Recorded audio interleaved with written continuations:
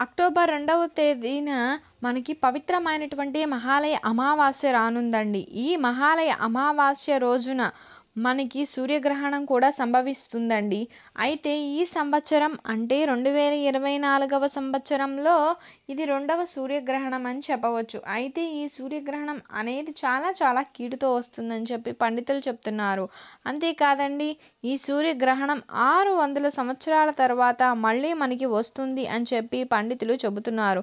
ఈ సూర్యగ్రహణం అనేది భారతదేశంలో మరి కనిపించడం ఉందా లేదా అనేటువంటి వివరాలను కూడా మనం ఈ వీడియోలో వివరంగా తెలుసుకుందామండి. మీరు కనుక చివరి వరకు మిస్ కాకుండా చూడండి వీడియోని. అప్పుడే మీకు ఎవ్రీథింగ్ అనేది మొత్తం క్లియర్గా అర్థమవుతుందండి. మనకి ఈ సూర్యగ్రహణం అనేది భారతదేశంలో కనిపించినా కనిపించకపోయినా సరే గ్రహాల పైన ఖచ్చితంగా ఎఫెక్ట్ చూపిస్తుందండి. అందుకే కొడుకులు ఉన్నటువంటి వారు పరిహారం చేయాలి. ఈ సూర్యగ్రహణం అనేది అతి శక్తివంతమైనది. మహాలయ అమావాస్య రోజున కలిసి వస్తుందండి. మహాలయ అమావాస్య చాలా చాలా శక్తివంతమైనటువంటిది. సాధారణంగా వచ్చేటువంటి అన్ని అమావాస్యల కంటే కూడా మహాలయ అమావాస్య చాలా చాలా శక్తివంతమైందండి. ఈ మహాలయ అమావాస్య రోజున చేసేటువంటి కొన్ని పరిహారాలు మనకి జీవితాన్ని ఖచ్చితంగా మారుస్తాయనే చెప్పాలి. మీ అదృష్టాన్ని కూడా మారుస్తాయి. అంటే మన అదృష్టాన్ని మరి కాస్త పెంచుతాయండి. ఒకవేళ దరిద్రం చుట్టూ తాండవం చేస్తూ ఉన్నటువంటి వారైనా, దరిద్రాలు మిమ్మల్ని పట్టికి పీడిస్తూ ఉన్నా సరే వాటి నుంచి కూడా మీరు విముక్తిని చాలా సులువుగా పొందగలుగుతారు ఈ మహాలయ అమావాస్య రోజున చేసేటువంటి పరిహారాల వలన. అయితే కొడుకులున్నవారు ఖచ్చితంగా ఈ పరిహారం చేయాలని చెప్పి పండితులు చెప్తున్నారండి. కొడుకులు చాలామందికి కూడా ఉంటారు. కొంతమందికి కొడుకులు ఉంటారు, ఉండకపోవచ్చు. కానీ సంతానం ఆడపిల్లలైనా సరే మగపిల్లలైనా సరే ఎవరు ఉన్నా సరే ఈ పరిహారాన్ని చేసినట్లయితే సంతానానికి మేలు అనేది జరుగుతుందండి. అంతేకాదండి, మీ యొక్క సంపద పెరుగుతుంది, వంశాభివృద్ధి జరుగుతుంది. మీ కొడుకుల పైన ఉండే దిష్టి దోషాలు, కీడు, గండాలు, జాతక దోషాలు ఇవన్నీ కూడా తొలగిపోతాయి. ప్రతి తల్లి తండ్రి కూడా తమ పిల్లల బాగోగులను కోరుకుంటూ ఉంటారు కదా. వారు ఎంత సంపాదించినా సరే, వారు తిన్నా తినకపోయినా సరే వారి పిల్లలకు పెడుతూనే ఉంటారు.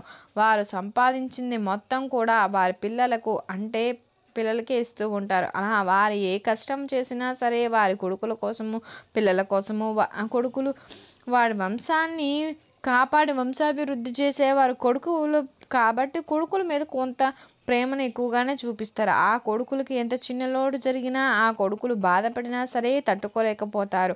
అలాంటి కొడుకులు తప్పకుండా బాగుండాలి, వారి జీవితం బాగుండాలి, వారు అన్ని విధాలుగా బాగుండాలి అని ఎవరికి కూడా తక్కువగా ఉండకూడదు. అందరిలోనూ బాగా కలిసి ఉండాలి. వారు తప్పుడు దారుల్లో ఉండకూడదు. బాగా సంపాదించాలి, మంచి విద్యాబుద్ధి విజ్ఞానంతో ఉండాలి, మెలగాలి అని చెప్పి అనుకుంటూ ఉంటారు కదా. అలా వారి కొడుకులకు ఏ చిన్ని గాయమైనా ఏ తల్లిదండ్రులు తట్టుకోలేరు. తమ పిల్లలకు గాయమైనా సరే తమకు గాయమైనట్లుగా తల్లడిల్లిపోతూ ఉంటారు. వారు ఎన్ని పూజలు చేసినా సరే, ఎన్ని పరిహారాలు చేసినా సరే, ఎన్ని వ్రతాలు చేసినా తమ యొక్క పిల్లల బాగు కోసం చేస్తూ ఉంటారు. అయితే మరి ఎంతో పవిత్రమైనటువంటి ఈ మహాలయ అమావాస్య రోజున కొడుకులు ఉన్నవారు ఖచ్చితంగా ఈ పరిహారం చేస్తే వారికి ఉండే గండాలు తప్పిపోతాయి. రాబోయే దరిద్రాల నుంచి బయటపడగలుగుతారు. ఎలాంటి కష్టం లేకుండా ఆనందంగా ఉండగలుగుతారండి. వారి పైన ఉండే దరిద్రాలతో పాటు ఏళ్లనాటి శని దోషాలు కూడా తొలగిపోతాయి. పిల్లల్లో చాలామంది మొండిగా ప్రవర్తిస్తుంటారండి. చెప్పిన మాట అసలు వినరు. కొంతమంది ఎంత ఎదిగినా సరే వినరు, ఒదిగి ఉండరు. వారు చెడు దారుల్లో తిరుగుతుంటారు. అది చూసి తమ తల్లిదండ్రులు తల్లడిల్లిపోతూ ఉంటారు. అలాంటి వారు కూడా మీ పిల్లల భవిష్యత్తు అద్భుతంగా మారుతుంది. మీకు ఉండే సంస్థల బాధలు తొలగిపోతాయి. పిల్లలు కూడా బంగారు భవిష్యత్తుగా మారిపోతుందండి. అయితే ఈ అమావాస్య సూర్యగ్రహణంతో కలిసి వస్తుంది. గ్రహణం అనేది 6 సంవత్సరాల క్రితం వచ్చింది అని, ఈ గ్రహణం వచ్చిన తర్వాత మహాభారతంతో అనేక రకాల యుద్ధాలు జరిగాయని పండితులు చెబుతున్నారండి. అందువలన గ్రహణం అనేది తమ పిల్లలపైన ప్రభావం చూపించే అవకాశం ఉంటుందని చెప్తూ ఉంటున్నారు. అయితే ఈ గ్రహణం భారతదేశంలో కనిపించకపోయినా సరే గ్రహాలపైన ప్రభావం అనేది ఉంటుంది. ఈ గ్రహణానికి ఎలాంటి నియమాలు లేవు, పట్టు విడుపు నియమాలు అస్సలు లేవు. ప్రెగ్నెన్సీ స్త్రీలు కూడా భయపడాల్సిన అవసరం అస్సలు లేదండి. కాబట్టి ఈ గ్రహణం రోజున ఎలాంటి జాగ్రత్తలు తీసుకోవాల్సిన అవసరం లేదు. మీకు భయంగా ఉన్న ఏ పని చేయకుండా నార్మల్గా పడుకుంటే సరిపోతుందండి.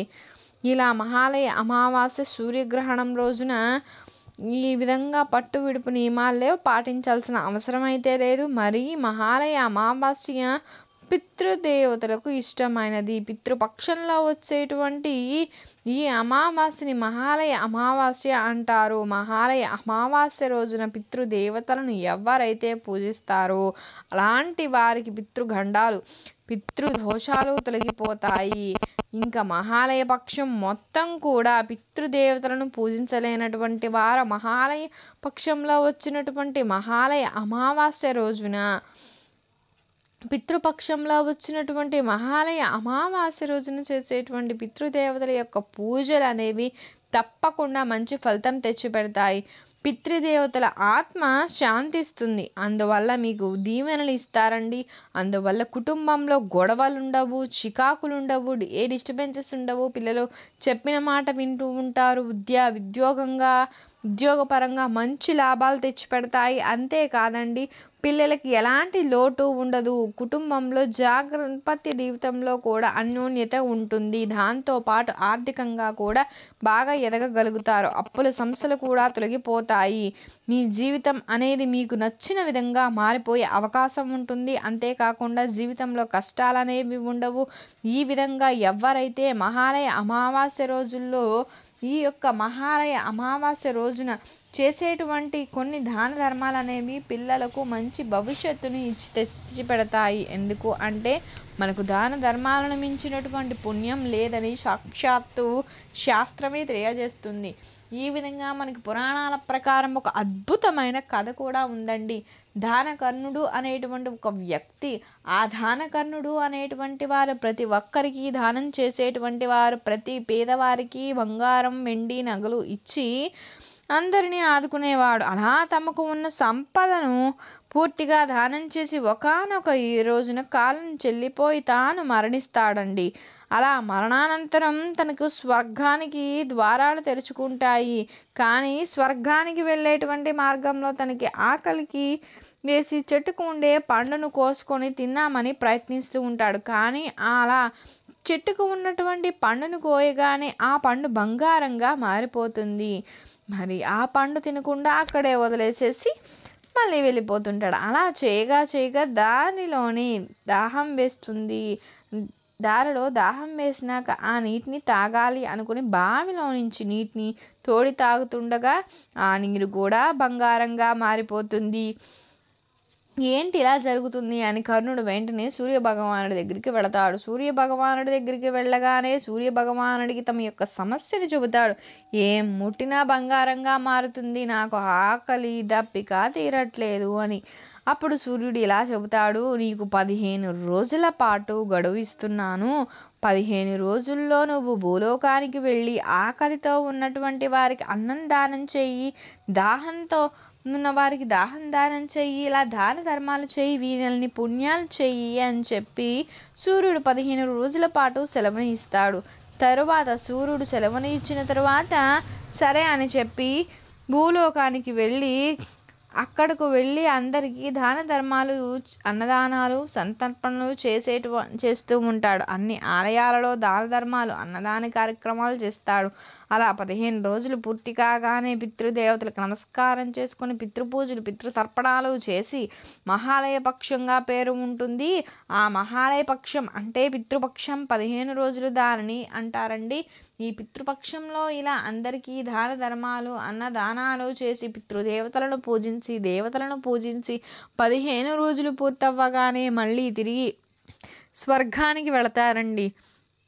అప్పుడు కర్ణుడు అసలైన పుణ్యం మూటగట్టుకుంటాడు. అంటే మనం ఎంత బంగారం వెండి ఉన్నా అది ఆకలిని తీర్చలేదు. మనం అన్నం తింటేనే ఆకలి అనేది తీరుతుంది. కాబట్టి అన్నదానాన్ని మించిన దానం ఇంకొకటి లేదు అని దీని అర్థం అండి. ఇలా ఈ విధంగా మహాలయ పక్షంలో చేసే అన్నదానాలు, మహాలయ పౌర్ణమి రోజుల్లో చేసేటువంటి అన్నదానాలు, వస్త్రదానం, డబ్బు దానం, సాధారణమైనటువంటి రోజుల్లో చేసేటువంటి దానం కంటే కూడా, సాధారణ రోజుల్లో చేసే అన్నదానాల కంటే కూడా మహాలయ అమావాస్య రోజున చేసేటువంటి దానాలు ఎక్కువ ఫలితాన్ని ఇస్తాయి. ఖచ్చితంగా వారికి మంచి ఫలితాన్ని తెచ్చిపెడతాయి. వారికి ఉండే కష్టాలను కూడా తొలగిస్తాయి. దరిద్రాన్ని తొలగించి అదృష్టాన్ని కలిగింపజేస్తాయి.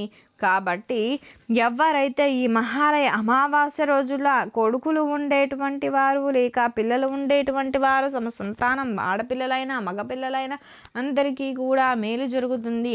తమ కుటుంబం బాగుపడుతుంది. ఆర్థిక కష్టాలు అనేవి ఉండవు. కాబట్టి మహాలయ అమావాస్య రోజున దాన ధర్మాలను ఎక్కువగా చేయండి. ముఖ్యంగా నదీ స్నానాలు చేయండి. పితృదేవతలను పూజించండి. మూగ జీవులైనటువంటి కాకులు, కుక్కలకు ఆహారాన్ని దానం చేయాలి. పితృదేవతలకు ఇష్టమైన వంటలు తయారు చేసి కాకులకు, కుక్కలకు దానం చేయండి.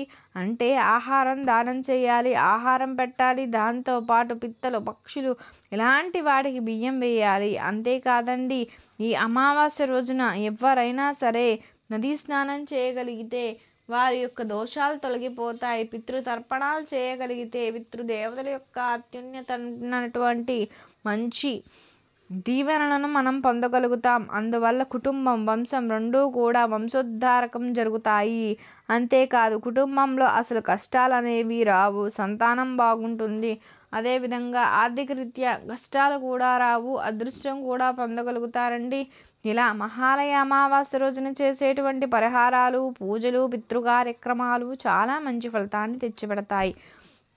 అదేవిధంగా మరి కొడుకులు ఉన్నవారు అమావాస్య రోజున ఏం చేయాలండి?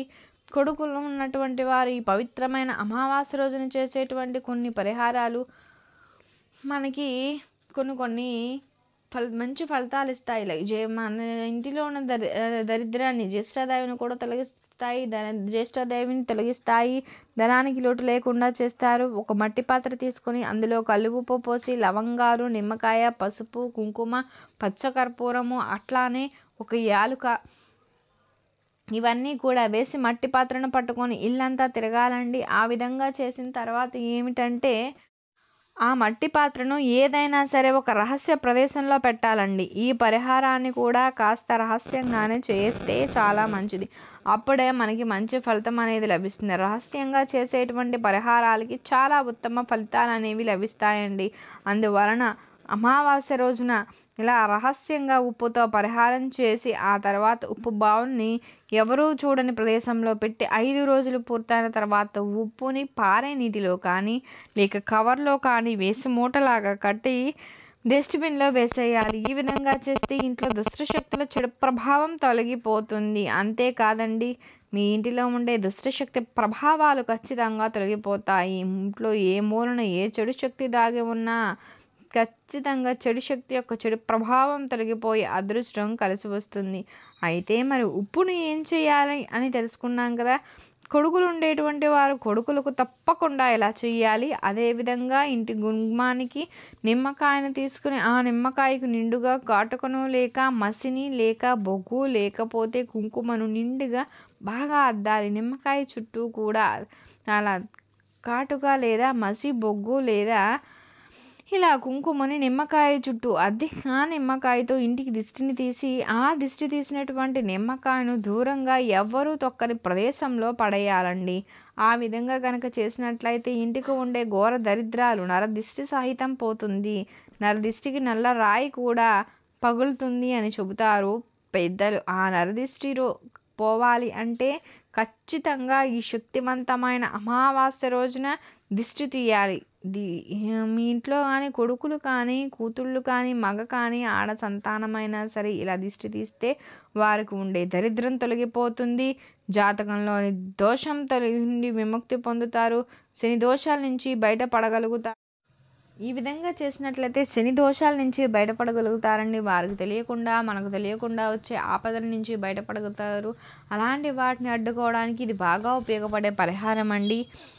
సూర్యగ్రహణము అలానే ఎంతో శక్తివంతమైన మహాలయ అమావాస్య రోజున పితృదేవతలను మనం ముందుగా పూజించి తర్వాత నదీ స్నానాన్ని ఆచరించాలండి. నదీ స్నానాన్ని ఆచరించలేని వారు ఇంట్లో స్నానం చేసేటువంటి నీటిలో నది నుంచి ఏదైనా సరే ఇంతకు ముందు పుణ్య నదుల నుంచి తెచ్చుకున్న జలం కనుక ఉన్నట్లయితే ఆ నీటిని స్నానం చేసే నీటిలో వేసుకొని ఈ స్నానం చేసి ఇంటిల్లపాది కూడా చేయాలి. ఆ తర్వాత ఏంటంటే అలా కుదరలేనటువంటి వారు మా ఇంట్లో ఏ నది నీరు లేదు అనుకునేటువంటి వారు నీటిలో కల్లు ఉప్పుని కొంచెం గులాబీ పువ్వులను వేసుకోండి.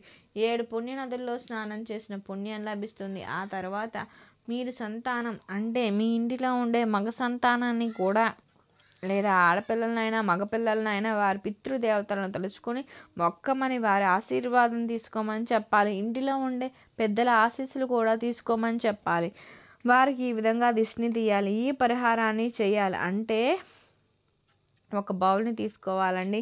ఆ బౌల్లో కొద్దిగా పసుపుని తీసుకొని దాంట్లో నీటిని పోసి దొడ్డు ఉప్పు వేసి అంటే కల్లు ఉప్పు వేసి మందార పువ్వులు, లవంగాలు, యాలకులు ఇవన్నీ కూడా చాలా ఘోరమైన దిష్టిని దరిద్రాన్ని అడ్డుకుంటాయి. ఎంత చెడు శక్తిని అయినా సరే లాగేస్తాయి. దైవానుగ్రహం కలిగింపచేస్తాయి. కాబట్టి పసుపు, మందార పువ్వులు, లవంగాలు, యాలకులు ఇవన్నీ కూడా మంచి ఫలితాలను కలిగింపజేస్తాయి. పసుపు అనేది ఆటంకాల నుంచి విముక్తిని కలగజేస్తాయి. మనకు తెలియకుండా వచ్చే ఏవైనా సరే చెడు ఆటంకాలను అడ్డుకుంటుంది.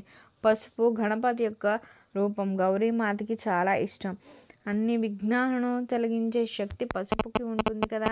అందువల్ల అమావాస్య రోజున పసుపు నీటిలో ఎర్రని మందార పువ్వులు వేయడం వల్ల ఘోర పిశాచి అయినా ఘోర దిష్టి దోషమైన తొలగిపోతుంది. ఇక కల్లు ఉప్పు విషయానికి వస్తే చెడు ప్రయోగం కూడా మన యొక్క రాళ్ళ ఉప్పును ముందు తట్టుకోలేదు. ఎంతటి దిష్టినైనా లాగేస్తుంది. కాబట్టి రాళ్ళ ఉప్పు, లవంగాలు అలానే పసుపు నీరు, మందార పువ్వులతో వారికి తూర్పు వైపును తిరిగి నిలబడమని చెప్పండి.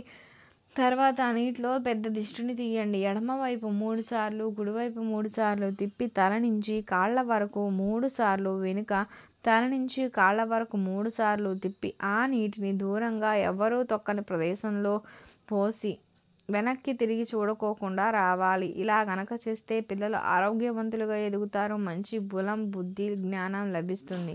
అంతేకాదు వారి చుట్టూ ఉండే చెడు, నెగిటివ్ గాలి, చెడు గాలి అన్నీ కూడా తొలగిపోతాయి. ఇక వాటి నుంచి మనం విముక్తిని పొంది లక్ష్మీదేవి అనుగ్రహాన్ని పొందగలుగుతాం.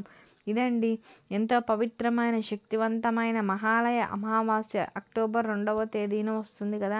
ఈ అమావాస్య సూర్యగ్రహణం రోజున కొడుకులకు ఈ విధంగా దిష్టిని తీయాలి అని ఈ విధంగా చేస్తే భవిష్యత్తు బాగుంటుంది. ఎవరికి కూడా అందని ఎత్తకు ఎదగగలుగుతారు. ఉన్నత స్థితిలో ఉంటారని చెప్పాలి. మీకు కనుక ఈ వీడియో నచ్చినట్లయితే లైక్ చేయండి, షేర్ చేయండి, సబ్స్క్రైబ్ చేయడం మర్చిపోకండి. కొత్తగా వాచ్ చేస్తున్నట్లయితే థ్యాంక్ యూ ఫర్ వాచింగ్.